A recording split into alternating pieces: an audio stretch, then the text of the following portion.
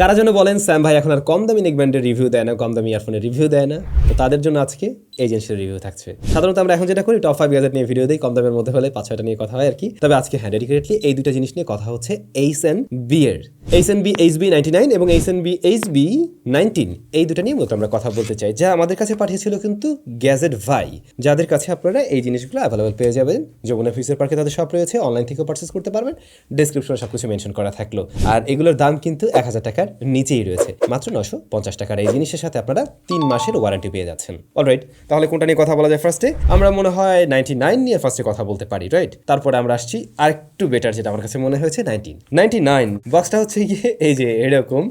বক্সটা আসলে আরেকটু প্রিমিয়াম করলে ভালো হতো, সুন্দর লাগতো আর কি, যদিও দাম অনেকটাই কম। যাই হোক, বক্সের ভিতরে পাবেন আপনি হচ্ছে আসল জিনিস এটা, আর পেয়ে যাবেন ইউজার ম্যানুয়াল গাইড, এটাকে চার্জ করার জন্য একটা কেবল রয়েছে। প্লাস্টিকে তৈরি এই জিনিস ভাই, একদমই প্লাস্টিকে তৈরি। তবে এর যে ব্যান্ডটা এটা রাবার, সিলিকন রাবার দিয়ে তৈরি। এটাকে চাইলে এভাবে মুড়িয়ে টুড়িয়ে পকেটে রাখা যাবে আর কি, একদম শক্ত না এটা, এই যে একদম ছোট্ট করে এভাবে রাখা যায়। এর যে কেবলগুলো, এগুলো রাউন্ড নয়, এগুলো একটু ওই যে ফিতা টাইপের আর কি। তো কেবল কোয়ালিটি অনেক আহামরি লেভেলের আমার লাগে নেই, কেবল দেখলে একটু সস্তা সস্তা একটা ফিল আসে, তবে ম্যাগনেটিক, এই ব্যাপারটা ভালো করছে।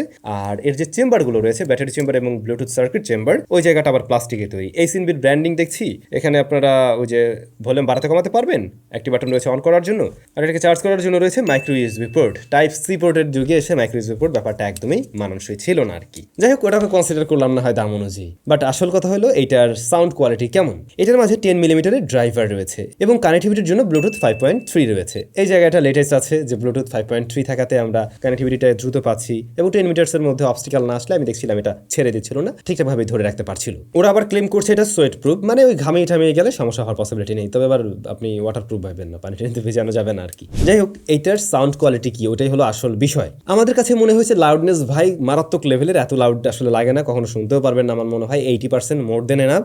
বাট সাউন্ডটা না একটু কানে গিয়ে হিট করে, এর উপরে গেলে ট্রাভেল সেকশনটা কানের মধ্যে হিট করে। এটাতে একটু বেজের ঘাটতি মনে হয়েছে, আর একটু বেজ দিলে আমার মনে হয় বেজ লাভারদের পছন্দ হয়ে যেত। তারপরে আরেকটা ইস্যু আমি খেয়াল করছিলাম, যখন কিনা অনেক বেশি ইনস্ট্রুমেন্ট থাকে কোনো মিউজিকের মধ্যে, ওগুলোকে ওনা খুব ভালোভাবে প্রেজেন্ট করতে পারছিল না, এটা মাফল টাইপের হয়ে যাচ্ছিল, সাউন্ডটাকে অত দারুণভাবে প্রেজেন্ট করতে পারছিল না, প্রত্যেকটা পার্টিকেলসকে আলাদা করতে পারছিল না আর কি। তবে এইটা সব গানের ক্ষেত্রে হয় না, যেগুলোতে বেশি ইনস্ট্রুমেন্টের ব্যবহার হয় ও সমস্ত গানগুলোতে ফেস করতে হয়েছে। ভোকাল মোটামুটি ক্লিয়ার, সাউন্ড স্টেজ ওকে, প্রাইস পয়েন্ট অনুযায়ী ওকে আমি বলবো।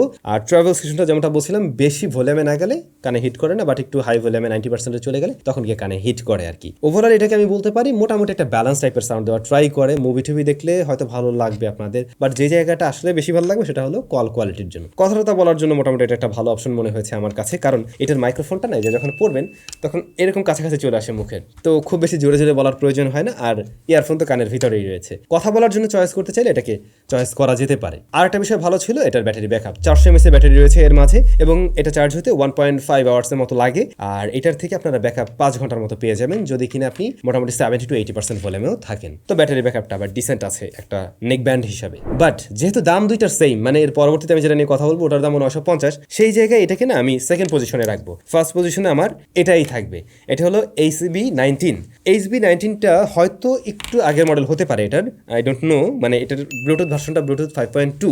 এটা নিয়ে যদি কোনো ধরনের কমপ্লেইন আপনাদের বা কোনো ধরনের সমস্যা না থাকে, তাহলে বলবো এটা নেওয়ার জন্য, এইটা রিকমেন্ডেড, কারণ এইটার সাউন্ড কোয়ালিটি ওইটার তুলনায় বেশ কিছুটা ভালো। যেমনটা ওইটার ক্ষেত্রে আমি বলছিলাম যে প্রত্যেকটা পার্টিকেলসের সাউন্ড আলাদা করেও দিতে পারছিল না, সেই জিনিসটা আবার এটা বেশ ভালোভাবে প্রেজেন্ট করতে পারে। এটার সাউন্ড স্টেজ ভালো ছিল, এটার বেস তুলনামূলকভাবে ওটার চাইতে বেশি, তবে এটাও একদম মানে যারা বুম বুম বেস লাভার রয়েছেন তাদের জন্য রিকমেন্ডেড না, বাট মোটামুটি ওটার তুলনায় বেশ কিছুটা এগিয়ে থাকছে আর কি। তবে ট্রাভেল সেকশনটা এটার ক্ষেত্রে হিট করে। এইটা ভাই 70%ই গুড়ে না, এর উপরে যাওয়ার প্রয়োজন হয় না, মানে এইটার লাউডনেস আরো বেশি, মানে ওরা শুধু লাউডনেস দিয়ে রাখছে আর কি। তবে সাউন্ডের ক্ল্যারিটি ভালো আছে আগেরটার তুলনায়, এবং সাউন্ড স্টেজের কথাও বলছিলাম, প্লাস সাউন্ড সেপারেশন স্টেরিওর ব্যাপারটাও ভালো ছিল এই নেক ব্যান্ডটাতে। আবার যদি দেখেন এইটার বিল্ড কোয়ালিটি, এটা যে ব্যান্ডটা রয়েছে এটা সিলিকন রাবারে তৈরি, বাট ওইটার তুলনায় এটা দেখলে বোঝা যায় একটু দামি বা একটু সফট। এটা আমার মনে হয় দীর্ঘ সময় ক্যারি করতে আরো সুবিধা হবে। প্লাস এইটার যে প্লাস্টিকের অংশটা, অর্থাৎ এইটার যে ব্যাটারি বা সার্কিট চেম্বারটা রয়েছে সেটাও প্লাস্টিকেই তৈরি, কিন্তু তুলনামূলকভাবে একটু প্রিমিয়াম ফিল দেবে আর কি।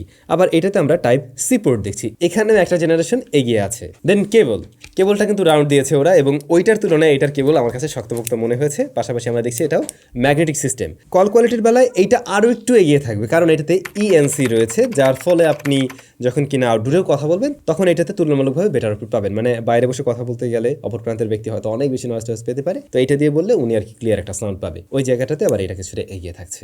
ব্যাটারি ব্যাকআপ সিমিলার টাইপের ছিল, এটার ক্ষেত্রে আমরা 5 ঘন্টার মতো পেয়েছি, তা মোটামুটি 60 to 70% ভলিউম রাখলে, আর ওইটাই এনাফ ভলিউম, এর বেশি যাওয়ার প্রয়োজন পড়ে না। ফুল চার্জ হতে প্রায় 2 ঘন্টার কাছাকাছি সময় লেগে যাচ্ছিল এই জিনিসটা। এখন এই দুইটার মধ্যে রিকমেন্ড করতে বললে আমি এটাকে রিকমেন্ড করবো এবং এটাকে কিছুটা এগিয়ে রাখবো। প্লাস এরকম প্রাইস পয়েন্টে তো আরও আসলে নেকব্যান্ড টেকব্যান্ড পাওয়া যায়, ব্র্যান্ড নন ব্র্যান্ডের আর কি, সেই জায়গায় কম্পেয়ার করতে গেলে এটা ডিসেন্ট জায়গায় রয়েছে আর কি। তারপর আমি কখনো ট্রাই করবো এরকম প্রাইস পয়েন্টে 5টা নেকব্যান্ড নিয়ে একটা ভিডিও দেওয়ার জন্য, কি বলেন আপনারা? এখন এই জিনিস আপনি কেন চয়েস করতে পারেন? চয়েস করতে পারেন যেহেতু এটার সাথে আপনি 3 মাসের ওয়ারেন্টি পেয়ে যাচ্ছেন, হয়তো এরকম প্রাইস পয়েন্টে আপনারা নেকব্যান্ড ঠিকই পাবেন, যেগুলোতে আবার ওয়ারেন্টি প্রোভাইড করা হয় না।